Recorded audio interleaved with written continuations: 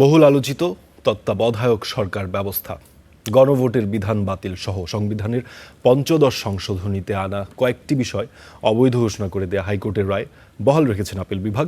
এতে সংবিধানে গণভোট ও তত্ত্বাবধায়ক সরকার ব্যবস্থা ফিরল বলে জানিয়েছেন সংশ্লিষ্ট আইনজীবীরা।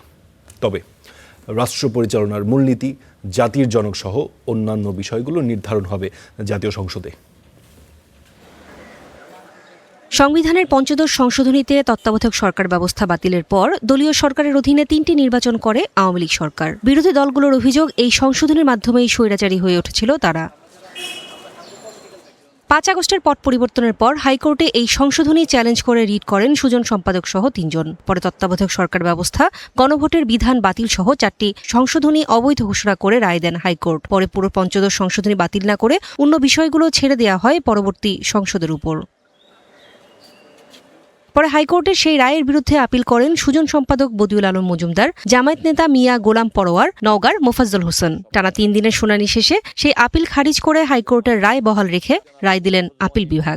নির্দলীয় তত্ত্বাবধায়ক সরকার ব্যবস্থা বাতিল করে সংবিধান বাতিল করে নির্দলীয় তত্ত্বাবধায়ক ব্যবস্থা ফিরিয়ে আনা, গণভোটের অধিকার ফিরিয়ে আনা এবং সংবিধান এবং সুপ্রিম কোর্টের হাইকোর্ট বিভাগের যে সাংবিধানিক দায়িত্ব সেটাকে খর্ব করার যে অপচেষ্টা, সেগুলোকে বাতিল কিংবা প্রবর্তন ফিরিয়ে আনার মাধ্যমে হাইকোর্টের রায় প্রকাশ করেন।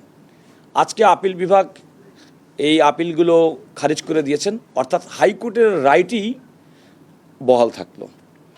রায়ে জাতীয় সংসদের দায়িত্ব বেড়ে গেল বলে অভিমত জামায়াত আইনজীবী শিশির মনিরের। আর বদিউল আলম মজুমদার বলছেন, আপিল বিভাগের রায় ইতিবাচক। যেগুলো নীতি কথা, এই নীতির বিষয়গুলো সিদ্ধান্ত নেওয়ার জন্য পরিপূর্ণভাবে সংসদের উপর ছেড়ে দেওয়া হয়েছে।